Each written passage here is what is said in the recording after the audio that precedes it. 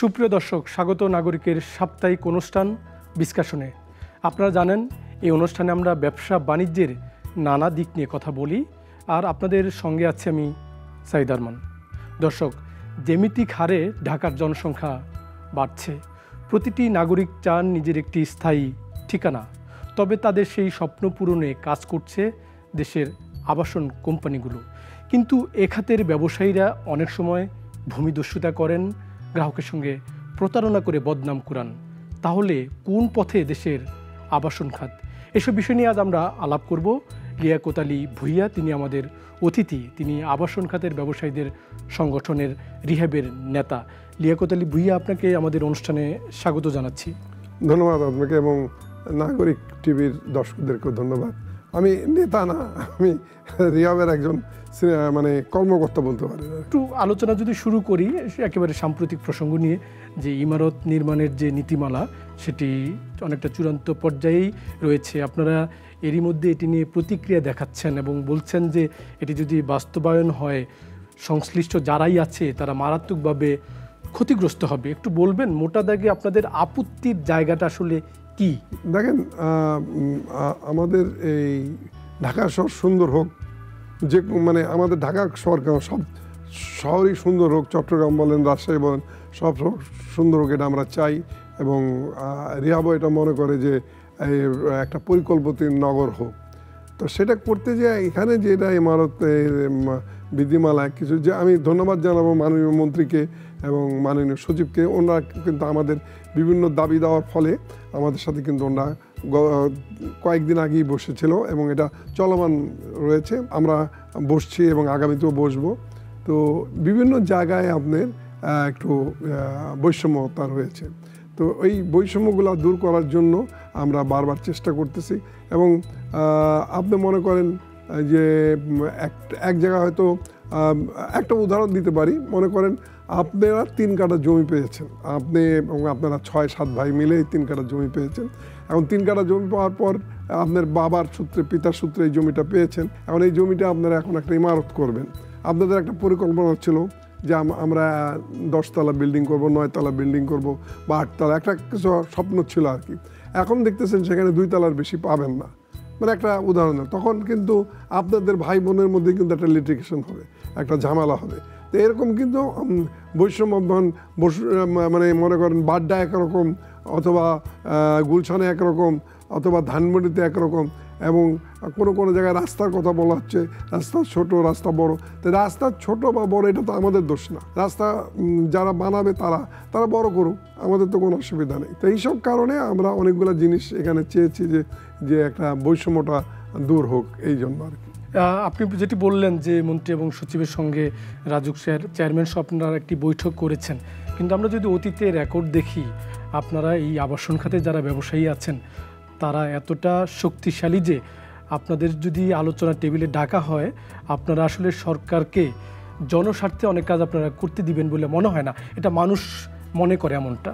আমি জানি না কোন ইঙ্গিতে বলছেন, কিন্তু আমরা যারা রিহ্যাবে আছি তারা কোনো সময় সরকারের সাথে আমাদের কিন্তু সুন্দর সম্পর্ক, আমরা কোন জোর বা আমরা বুঝাবার চেষ্টা করি। আপনি দেখেন এই যে কয়েকদিন আগে মাননীয় মন্ত্রীর সুন্দর সম্পর্ক আমাদের সাথে, উনি ডেকেছেন এবং আমরা তার সাথে মিটিং করতেছি। শুধু কিন্তু রাজু মন্ত্রণালয় মিটিং হয় না, এর মধ্যে কিন্তু রাজুক চেয়ারম্যানের সাথে উনিও খুব আশাবাদী, এবং তা যে নতুন চেয়ারম্যান আসছে তাকেও ধন্যবাদ জানাই। আমাদের সাথে কিন্তু সুসম্পর্ক।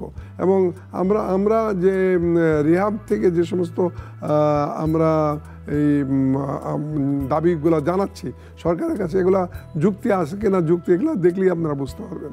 এখানে তো আমাদের যদি ওই ধরনের পেশের শক্তি যেটা আপনি ইঙ্গিত করতেছেন, তাহলে তার আমরা বসতাম না। দুই জনের সুন্দর সম্পর্ক আছে দেখেই তো বারবার আমরা বসছি এবং আগামীতেও বসবো। এই আবাসন খাতের ব্যবসায়ীদের চেহারার দিকে যদি মনে করি আমরা, এবং আমি যেটি বললাম এটা আমার ধারণা না, মানুষ মনে করে যে আচ্ছা আবাসন খাতের ব্যবসায়ী তার মানে তো সে ভূমিদস্যুতা করে, সে যারা ডেভেলপার ফ্ল্যাট নির্মাণ করে তারা গ্রাহকের সঙ্গে প্রতারণা করে।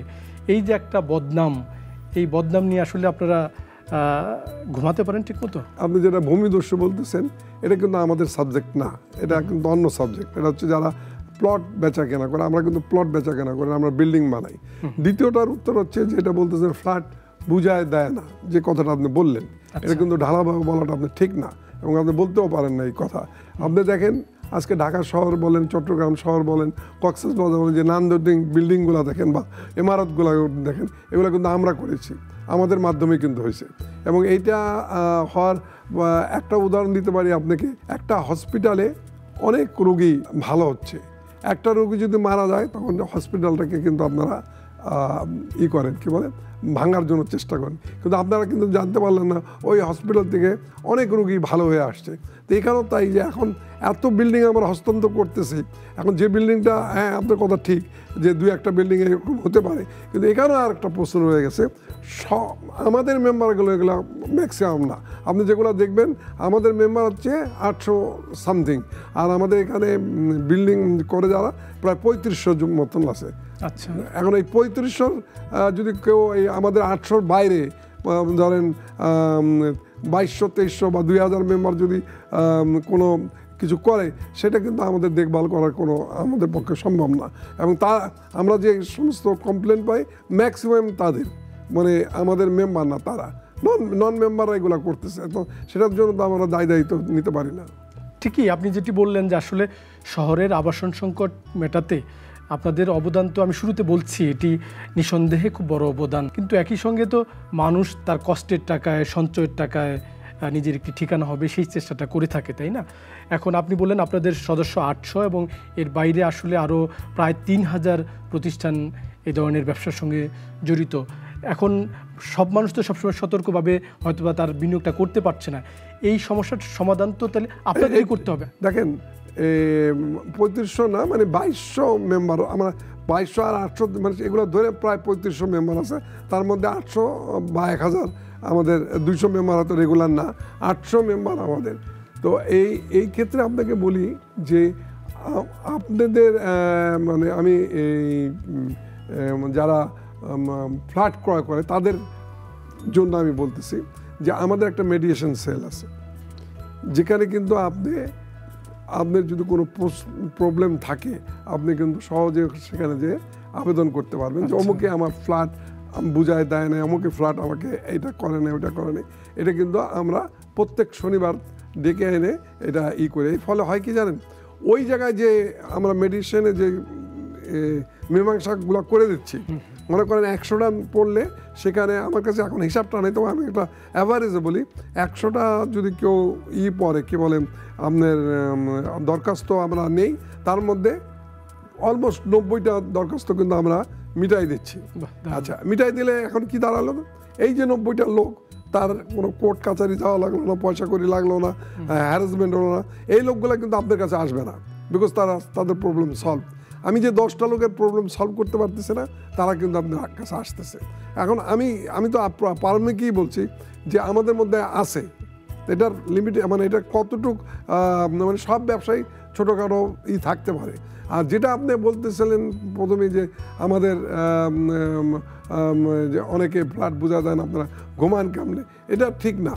আমাদের যারা ফ্ল্যাট বুঝাই দিচ্ছে, যাদের আমি তো বললাম যারা আমাদের ডেভেলপাররা বুঝাই দিছে, যা আপনি এমনও আছে আমেরিকায় বসে আছে, কি বলে ইংল্যান্ডে বসে আছে, তারা কিন্তু ফ্ল্যাট কিনতেছে, আমাদের মেলার থেকে ফ্ল্যাট কিনে, তারা ফ্ল্যাট কিনে এবং দেখা যাচ্ছে ফ্ল্যাট কিনে সেগুলো আবার বিক্রি করতেছে, তারা লাভবান হচ্ছে। তো এগুলো তো আপনার এগুলো তো জানতে পারতেছেন না, এগুলো জানবেনও না, কারণ ওগুলো তো জানার বিষয় না, কোনো ভুল ত্রুটি হলে আপনি জানবেন।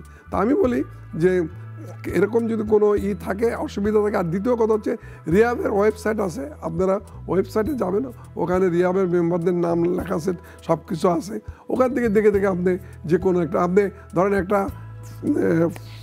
ফ্ল্যাট কিনবেন, কোনো মালিকের সাথে কথাবার্তা হলো, তাকে প্রথমেই বলেন যে আপনি কি রিহাবের মেম্বার কিনা, যদি বললো যে আমি রিহাবের মেম্বার, নাম্বারটা নেন, নাম্বারটা নিয়ে আপনি ওয়েবসাইটে যান বা রিহাবের টেলিফোন করেন, এত নাম্বার মেম্বার, আপনার মেম্বারটা ঠিক আছে কিনা, রিহাবেই আপনাকে বলে দেবে যে হ্যাঁ মেম্বার ঠিক আছে। তাহলে তো আপনি অন্ততপক্ষে 50% তো আপনার একটা মানে জানতে পারলেন মালিকটা সম্বন্ধে। আপনাদের বিরুদ্ধে সবচেয়ে বড় একটা নালিশ যেটি নিয়ন্ত্রক কর্তৃপক্ষ সবসময় করে থাকে, যে আপনারা একরকম নকশা নেন, আরেক রকম করে বাড়ি ফ্ল্যাট তৈরি করেন। তো রাজুকের তো নজরদারি আছে, রাজুকের সার্কেল অফিস আছে, মাঠ পর্যায়ে কর্মকর্তা আছে, তারপরেও এই নকশার বাইরে এসে আপনারা ফ্ল্যাটগুলো তৈরি করতে পারেন। এটা কি রাজুকের কর্মকর্তাদের কোনোভাবে টেবিলের নিচে কোনো লেনদেন করে এই প্রক্রিয়াটা আপনারা সারেন নাকি? না, এটা আপনি যেটা বলছেন এটা অনেক আগের কথা, এখন এটা হয় না। আর আপনি দেখেন রাজু কিন্তু মাঝে মাঝে উচ্ছেদ অভিযান করতেছে, আমি প্রায়ই দেখা যায়। আপনি দেখবেন ওখানে ম্যাক্সিমাম যে কথাটা আমি প্রারম্ভিকে বলছি, ম্যাক্সিমাম রিহাবের মেম্বার না, তারা না জেনে না শুনে এই সমস্ত বিল্ডিং করে, এবং তারা কিন্তু যারা গ্রাহক তারাও কিন্তু প্রতারণার শিকার হচ্ছে। বিকজ রিহাব মেম্বার বা রিহাবের যদি একটা বিল্ডিং বা একটা ফ্ল্যাট যদি সে 4000 স্কোয়ার ফিট 4000 টাকা 5000 টাকা বিক্রি করে, আপনি মেম্বার না যে সে 2000 টাকা বিক্রি করে, এবং গ্রাহক চিন্তা করে যে এখানে তো দাম কম আমি কিনি, কিন্তু আসলে আপনি যে কথাটা বললেন সেই কথাটাই ঠিক। তার তো ওই ইঞ্জিনিয়ার নাই, তার কোনো আর্কিটেক্ট নাই, তার কোনো ম্যানেজার নাই, তার কোনো অফিস নাই, তাই এগুলা তার তো কোনো খরচ নাই। সে ওই বিল্ডিংটা বানাইছে কোনো রকম বানায়, তার এক হাতে এদিক দিয়ে বানানো, আরেক হাতে এদিক দিয়ে বানানো, পরে কিছুদিন পরে এটা ভেঙে ফেলাইতেছে। এখন পেপারে তো আর লেখে না, বা আপনিও জানেন না রিহাব মেম্বার কিনা না, আপনি মনে করতেছেন যে এটা মানে রিহাবের সদস্য বাকি, কিন্তু আমাদেরটা যদি ভাঙে আমাদের কাছে কিন্তু খবর আসবে। আমাদের কিন্তু একটা মালিক, আপনি কিন্তু খোঁজ নিয়ে দেখতে পারেন, রিহাবের মেম্বার যদি আপনি হতে চান চট করে কিন্তু মেম্বার হতে পারবেন না, এখন অনেকগুলো ফর্মালিটি আছে, এবং মেম্বার হতে গেলে তাকে সোজাসুজি একটা ইন্টারভিউ দিয়ে মেম্বার হয়, এবং তাকে আমরা কোড অফ কন্ডাক্ট দেওয়া দিই। আমাদের মেম্বারদের শুধু এটা না, আমাদের মেম্বারদের কিন্তু ফায়ারের, আগুনের ব্যাপারও আমরা এগুলা শিক্ষা দিয়ে থাকি। তাহলে কি আপনি এরকম বলতে চাচ্ছেন যে রাজুক থেকে, যেটা আমরা শুনতাম যে রাজুক থেকে নকশার অনুমোদন নিতে ঘুষ দিতে হয়, অবৈধভাবে লেনদেন হয়, এইগুলো এখন আর আপনারা করতে হয় না নাকি? না, আমরা যেটা বলতেছেন এটা যদি কেউ অগোচর করে সেটা করতে পারে, কিন্তু আমাদের নলেজে নাই। এবং তবে আমাদের নলেজে যেটা আছে যে রাজুকে নকশা পেতে বিলম্বিত হয়, সবসময় এটা বলে আসতেছি। যতক্ষণ পর্যন্ত আমরা রাজুককে অনেক আগে বলেছিলাম, তৎকালীন মন্ত্রী এটা চেষ্টা করছিলেন, যেটা বলছিলাম যে ওয়ান স্টপ সার্ভিসটা করলে এটা নকশা খুব তাড়াতাড়ি আসবে বলে আমি মনে করি। মানে এই বিলম্ব হয় সেটাকে একটু জলদি করার জন্য, তড়িৎ করার জন্য কি টাকা পয়সা দেন নাকি? না, টাকা পয়সার কথা তো আমি কিছু বললাম না, আমি বললাম বিলম্বিত হতে পারে। আপনি যেটা বলছিলেন দামের প্রসঙ্গ, এই শহরে তো আসলে মানুষ একেবারে আমার মতো বেতনের চাকরি করে বেশিরভাগ মানুষ। এখন ফ্ল্যাটের যে দাম, এটা যদি কোনোভাবে আর একটু সহনীয় করা যায়, আপনার কি মনে হয় যে আপনাদের ব্যবসা আরও রমরমা হবে, গ্রাহক শ্রেণী বাড়বে, এরকম কি মনে হয়? না, এটা আপনার কথা ঠিক। ব্যবসা যদি আমাদের প্রস্তাব সমূহ যদি মানে সরকার, তাহলে কিছুটা হলে হবে। কিন্তু এখন ব্যাপার হচ্ছে কি, আমাদের দেশে না, বৈশ্বিক সারা পৃথিবীতে কিন্তু সব কিছু জিনিসের দাম বেড়ে গেছে। আপনি এখন মনে করেন রড, সিমেন্ট, ইট, বালু সব কিছুর দাম কিন্তু ক্রমশই বাড়তেছে। আমাদের যে আইটেমগুলা প্রত্যেকটা জিনিসের দাম বাড়তেছে। এখন আমি বেশি দাম দিয়ে কিনে আপনাকে কোনো মতে কম দামে দিতে পারবো না। আর আপনি যদি আমাকে এখন প্রশ্ন করেন ফ্ল্যাটের দাম কমবে কিনা, আমি বলবো কমবে না। তবে আমরা যেটা চাচ্ছি যে ঢাকার বাইরে, মনে করেন এখন তো গাজীপুরে খুব ইজিলি যাবে, এবং কেরানীগঞ্জ বলেন, ঢাকার আশেপাশে, যেটা পৃথিবীর অনেক দেশে এরকম সিস্টেম আছে যে স্যাটেলাইট সিটি। তো এই ধরনের যদি সুবিধা দেয় সরকার, আপনি যদি চট করে গাজীপুর আধ ঘন্টার মধ্যে চলে যায়, সেখানে যদি নাগরিক সুবিধা পান, স্যাটেলাইট সিটি বলতে বোঝাচ্ছে সেখানে গ্যাস, বিদ্যুৎ, পানি, স্কুল, হসপিটাল, মানে না এখানে যা আছে সবগুলো ওখানে পেয়ে গেলেন, তাহলে আপনি তো আধ ঘন্টায় ঢাকা থেকে চলে গেলেন গাজীপুর, আপনি ওখান থেকে আবার আধ ঘন্টায় চলে আসলেন ঢাকায়, কাজ করে চলে যাচ্ছেন, আসতেছেন। তো ওই জায়গার জমি দাম কম, এবং ওখানে যদি আমি ফ্ল্যাট করি নিশ্চয়ই আপনি কম দামে পাবেন এবং কম দামে দিতে পারবো। সেখানে প্রশ্ন করা লাগবে না যে আপনি কম দামে দিতে পারবেন কেন। আপনি নির্মাণ সামগ্রীর দামের কথা বলছিলেন, এগুলোর দাম তো বেশ কয়েক বছর ধরে আসলে করোনার পর থেকে এগুলোর দাম বাড়ছে, এর ফলে তো আপনাদের নির্মাণ ব্যয় বাড়ছে। কিন্তু আপনার কথা যেটা বুঝতে পারলাম সেটা আপনারা গ্রাহকের উপরেই চাপিয়ে দিয়ে রেহাই নিচ্ছেন দাম বাড়িয়ে। এর বাইরে একটু যদি বলেন যে ফ্ল্যাটের বা জমির রেজিস্ট্রেশনের যে খরচ, সেটাও সরকার আস্তে আস্তে বাড়িয়ে দিয়েছে, এটা আবার গ্রাহকের উপরে আরেকটা বাড়তি চাপ। এটা নিয়ে কি আপনারা গ্রাহকের পক্ষে কেন সরকারের সঙ্গে দেন দরবার করেন? আমরা কিন্তু এটা দেন দরবার করতেছি। আপনি হয়তো জানেন না, আমরা 5 বছর আগে রিহাব, পূর্ত মন্ত্রণালয়, এফবিসিসি এবং এনবিআর মিলে একটা কমিটি করা হয়েছিল। সেই কমিটিতে ওয়ান অফ দ্য মেম্বার আমি। কিন্তু সেখান থেকে একটা সুপারিশ করা হয়েছিল যে তখন ট্যাক্স 14 থেকে 16% ছিল রেজিস্ট্রেশন ফি, ব্রেকডাউন দিলে বিভিন্ন খাত নিয়ে 14 থেকে 16%, সেটাকে আমরা 7 থেকে 7.5% করছিলাম। এটা কিন্তু এনবিআরও এটা সুপারিশ, আমরা সেই সুপারিশের আলোকে আগামীতে কাজ করব এবং এটা যদি কমে যায় গ্রাহকও কম দামে ফ্ল্যাট পাবে। এখন রেজিস্ট্রেশন ফি বাড়লে বা অন্যান্য সামগ্রিক জিনিসের দাম বাড়লে আমার তো মনে হয় ফ্ল্যাটের দাম কমবে না, বরঞ্চ বাড়বে। একটু গত কয়েকদিনের গরম তো নিশ্চয়ই আপনিও দেখেছেন শহরে আসলে কি পরিস্থিতি ছিল। তো এমন প্রেক্ষাপটে কিন্তু আলোচনা হচ্ছিল যে সবুজ আবাসনের দিকে আমাদের নতুন করে আলোচনাটা গতি পেয়েছে। আপনারা যারা এই খাতের ব্যবসায়ী আছেন তারা এই সবুজ আবাসন নিয়ে কি ভাবছেন আসলে এখন? সবুজ আবাসন নিয়ে কিন্তু আমাদের অনেক মেম্বার কিন্তু করতেছে বিল্ডিং। আপনার এটা কিন্তু একটা ভালো দিক আমি মনে করি, যদিও সংখ্যা অনেক কম। তবে এই আগামীতে আমরা চেষ্টা করতেছি যে আমাদের মেম্বারদেরকে বা সদস্যরা তারা করবে এবং এটার কিন্তু ভালো চাহিদা আছে বাংলাদেশে গ্রিন বিল্ডিংয়ের, এটা কিন্তু আমাদের দেশের জন্য ভালো। এই জন্য যে মনে করেন বিদ্যুৎ বলেন অন্য জিনিস অনেক কমবে আর কি, আর ন্যাচারাল জিনিসটা হবে। আপনি এয়ার কন্ডিশন যে খোলা বাতাস আপনার কাছে অনেক মূল্যবান, এটা অনেকটা যেটা মনে করেন না সাগরের পারে মানুষ যেই বাতাস পায় সেই বাতাসের মতো আর কি, ন্যাচারাল বাতাস। তো এটার জন্য আমরা চেষ্টা করতেছি, আগামীতে হবে। এখন তো মানুষ শহরে যেটা হচ্ছে, একসময় তো বড় বড় ফ্ল্যাটের চাহিদা ছিল, এখন তো ছোট ছোট ফ্ল্যাটের দিকে যাচ্ছে। আপনার কি মনে হয় যে আগামী 1 দশক বা 2 দশক এই আবাসন খাতের ব্যবসার গতি প্রকৃতি আসলে কেমন শেপ পাবে, কোন দিকে যাবে? আবাসন ব্যবসা তো থাকবে, মানুষের কাছে যখন টাকা পয়সা হয় তখন কিন্তু সাধারণত বাড়ি আর গাড়ি ক্রয় করে কিন্তু, হ্যাঁ। তো এই জন্য আপনি মনে করেন এই ব্যবসাটা থেকেই যাবে, এই ব্যবসা চলবেই। তো এটা চলবেই এবং ছোট ফ্ল্যাটও হবে, বড় ফ্ল্যাট হবে, সব কিছুই হবে এবং এই ব্যবসা চলতেই থাকবে এবং ক্রেতারা তো ফ্ল্যাট ক্রয় করতেই থাকবে। আবার একটু আপনাদের বিরুদ্ধে একটু অভিযোগ নিয়ে একটু আলাপ করি। ইদানিং যেটা শোনা যায় যে গ্রাহকের সঙ্গে এই প্রক্রিয়ার বাইরে ইদানিং যেটা ব্যাংকিং খাতের উদ্যোক্তারা অনেকেই বলেন যে আপনারা বাড়ি নির্মাণ করতে বা ব্যাংকের সাথে লেনদেন করে ব্যাংক থেকে ঋণ নিচ্ছেন, কিন্তু ফ্ল্যাট বিক্রি হয়ে যায়, ঋণের টাকা ফেরত দিতে চান এবং আবাসন খাতের ব্যবসায়ীরা এখন বড় আকারের ঋণ খেলাপিতে পরিণত হচ্ছে। এটা কেন হচ্ছে আসলে? এটা কিন্তু একদম ভুল কথা। আপনি আগে ব্যাংকিং খাত থেকে জেনে নেন, ব্যাংকের নিয়মটা জানতে হবে। ব্যাংক কিন্তু আবাসন খাতে অনেক দিন ধরে লোন দেয় না, লোন কিন্তু বন্ধ। এটা এটা বিষয় আমরা বেশি ফেরত দেন না বলে বন্ধ করে দিয়েছে? না, এটা সিস্টেমই নাই লোন দেওয়া। তারা আমি এখন আপনাকে পরিষ্কার করে দিই, তাহলে আপনি বুঝতে পারবেন। আচ্ছা, আপনি ফ্ল্যাট কিন্তু পকেটের টাকাতে কিনতে পারবেন না। আপনি ব্যক্তিগতভাবে আমাদের যে হয়তো 2-4 জন কিনতে পারে, কিন্তু আম জনতা কিন্তু ফ্ল্যাটের টাকা দিয়ে পকেটের টাকাতে ফ্ল্যাট কিনতে পারে না, তাকে ঋণ নিতেই হবে। ঋণ ছাড়া সে ফ্ল্যাট কিনতে পারে না, যেটা পৃথিবীর সব দেশেই আছে। আপনার অলমোস্ট দেশে আছে যে ব্যাংক থেকে ঋণ নিয়ে টাকা নেয়। আমাদের দেশে কি আপনি আছে কোনো ব্যাংক ঋণ দেয় অল্প, মানে স্বল্প মেয়াদি, অল্প এবং চড়া সুদে, কিন্তু এখানে দিতে হবে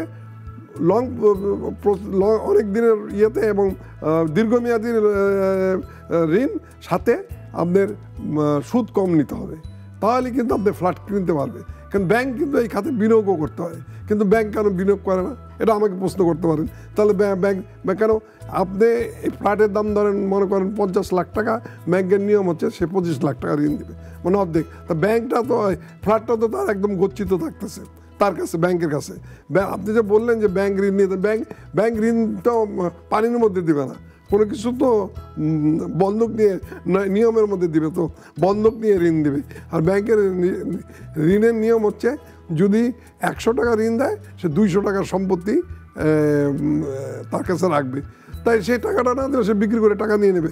এখন আপনি যদি বলেন 2-4টা কেস হইতে পারে, ব্যাংকের লোকের যোগ সাজকে হয়তো এরকম 2 নম্বরই করে কেউ নিচে, এখন ব্যাংক সেই টাকা আদায় করতে পারে না। আর ব্যাংক তো লোন দেবে গ্রাহকরে লোন দিলে সেইখানে 100% সিকিউরিটি তার লোন, কেন তার ফ্ল্যাটটা সে বন্ধক রাখে, সে ঋণ দিচ্ছে।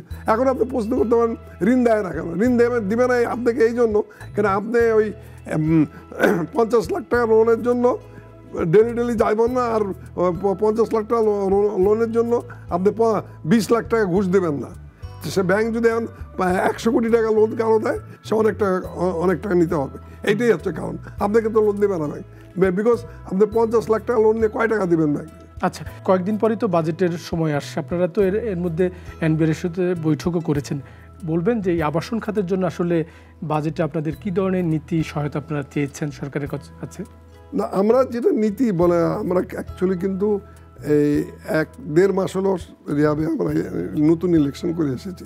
যখন বাজেটের কিন্তু একটা মিটিং হয়, বাজেট এনবিআরের চেয়ারম্যান মহোদয় কিন্তু সকল ব্যবসায়ীদের সাথে বসে, কিন্তু ওই টাইমটায় আমাদের এখানে প্রশাসক ছিল, আমরা ছিলাম না। তো আমরা কিন্তু অ্যাকচুয়ালি এবার বাজেটে কোনো দিতে পারি নাই, কি বলে, প্রস্তাব দিতে পারি নাই। এখন যদি সরকার দয়া করে কোনো কিছু করে, আমরা এখন বসে আছি রিভিউ, বাজেট যখন ডিক্লেয়ার হবে তারপর আমরা রিভিউ করার জন্য প্রস্তাব দেবো। বিকজ এটা তো আর সরকারেরও দোষ না, আমাদেরও দোষ না, বিকজ আমরা ছিলাম না, আমরা আসছি যখন তখন মিটিং অলরেডি হয়ে গেছে। তা আমরা চেষ্টা করতেছি যে হোক বাজেট, তারপর আমরা আমাদের দাবি দেওয়াগুলো করবো আর কি। একটু উল্টা দিকে শেষ প্রশ্নটা আসলে একটু উল্টা দিকে, এই কারণে বলছি যে একটু বলবেন যে এই খাতে এখন আপনাদের কি পরিমাণ ফ্ল্যাট অবিকৃত আছে এবং পুরো খাতের বিনিয়োগটা আপনাদের কেমন? এটা আসলে এটা আমাদের কাছে যে হিসাবটা আপনাদের চাইলেন একই উত্তর দেবো, বিকজ আমরা 1 মাস হয়ে আসছি এই জায়গাটা, আমরা এখনো যেতে পারি নাই। এখন পুরানো হিসাবপত্র আছে, সেগুলো তো দিয়ে কোনো লাভ নাই। আমরা এগুলা দিতে গেলে আমাদের আরও সময় লাগবে, আমাদের একটা সময় আছে, ওই সময় আমরা এটা হিসাব করি, মেলার সময় আর কি। মেলা যখন হয় তখন আমরা এগুলো সব হিসাব করি যে কতগুলো ফ্ল্যাট থাকলো, কতগুলো থাকলো না। আগামী ডিসেম্বর আমাদের মেলা, সেই মেলাতে করবো। আর যদিও আমাদের দুবাইতে মেলা হবে সেপ্টেম্বর মাসে, কিন্তু তখন আমরা এই হিসাবটা করি না। আমরা প্রত্যেক মেলায় আমরা এই হিসাবটা করি ডিসেম্বর মাসে, যে কতগুলা ফ্ল্যাট আছে, কতগুলা ফ্ল্যাট নেই। এখন আমি যেটা নাই সেটা আমি এখন দিতে পারবো না। মানে আপনারা যারা প্রবাসে যারা বাংলাদেশি আছে তারা যাতে দেশে বিনিয়োগ করে সেটা উৎসাহিত করছেন। হ্যাঁ, আমরা ওই যে ইয়েতে শারজাহ দুবাইতে আমরা সেপ্টেম্বর মাসে মেলা করতেছি। কেমন সাড়া পান এদের কাছ থেকে? আমরা ভালো সাড়া পাই, এবং তারা তো সবচেয়ে মজার কথা হচ্ছে একই ছাদের নিচে অনেকগুলা পায়, কি বলেন, প্রতিষ্ঠান, সাথে আবার ব্যাংকও থাকতেছে। ওখানে ব্যাংক আবার ডাইরেক্ট লোন দেয়, এখানে কিন্তু ব্যাংক আবার অনেক সহায়তা করে, কারণ রেমিটেন্সের ব্যাপার তো, কেন ওই সময় ওই সুযোগটা ব্যাংক দিয়ে থাকে। এবং যেহেতু রিহ্যাব করে, এখানে একটা গ্যারান্টি থাকে আর কি। আপনাকে অনেক কৃতজ্ঞতা আমাদেরকে সময় দেওয়ার জন্য। আপনাকে ধন্যবাদ, নাগরিক টিভিকেও ধন্যবাদ।